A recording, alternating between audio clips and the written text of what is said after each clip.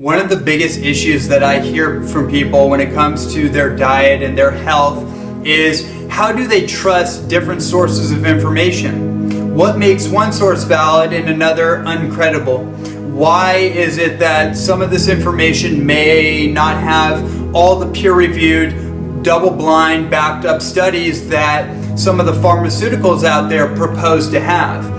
And it's an interesting conversation because on one end, we want to trust the validity and the research and the structure of science, but we want to make sure that it's objective and it's beneficial science. It's not corporately funded scientific research that's not really scientific, and it's actually just very biased, and it's usually just a segment of some kind of study that a company or corporation will use as a marketing pitch to promote their product and say, hey, look, studies say that it does X, Y, and Z, right? That's really important to understand, is that a lot of the scientific promotions, proclamations out there are actually just clever marketing, and you're not getting the whole story. When it comes to how to organize your lifestyle, how to organize your diet, there's a number of ways I go about it. I don't just go with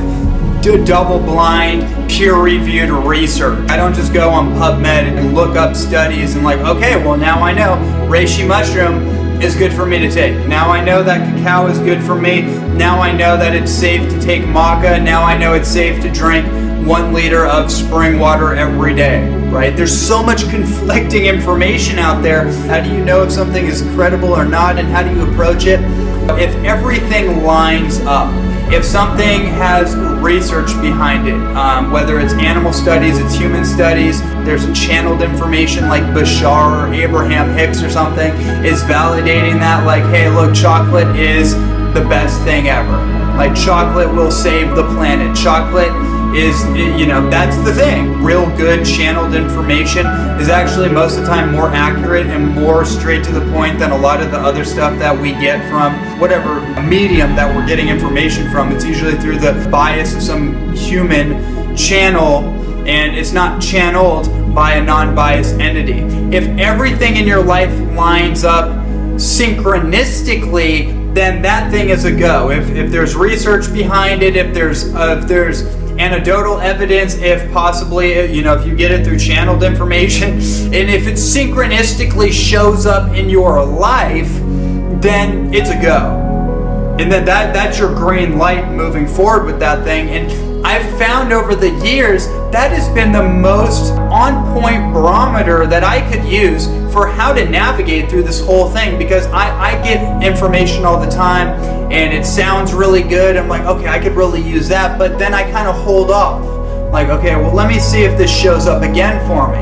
Because if it shows up again through some kind of synchronistic way, some kind of serendipitous way, then I know, like, okay, this is coming into my frame of reference for a reason. How our life is actually orchestrated, not in a linear, mathematical 1, 2, 3, 4 straightforward way, but it's actually orchestrated in a riddle, metaphorical, sacred, geometrical way, right? Everything is geometrically progressing based on serendipitous coincidences that show up in our life. It's actually, if we're paying attention to these messages that show up, these signposts, it actually guides us to more advantageous and effective routes to travel than trying to just go like, okay, I'm going to design my diet this way, I'm going to eat A, B, C, D, I'm going to have this in my salad, it's going to be all, whatever.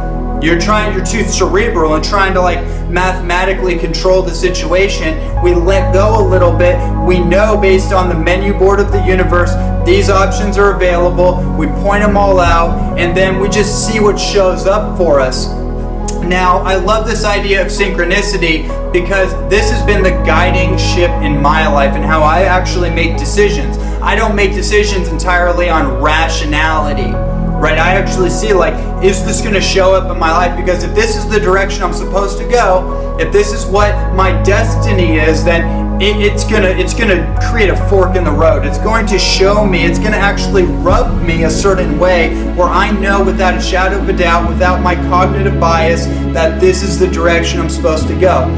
The word synchronicity, it was the idea that the universe is wrapped up in a series of coincidences. We might call that serendipity, and we now in our kind of world, we call that synchronicity. When things synchronistically align up that you couldn't have predicted, you couldn't have anticipated, it just shows up and it walks you with this experience that there is magic in the world, that we do live in an enchanted reality, and that actually everything is not dominated by the mundane and logical mind. Okay, so what does all that have to do with how to navigate the health riddle?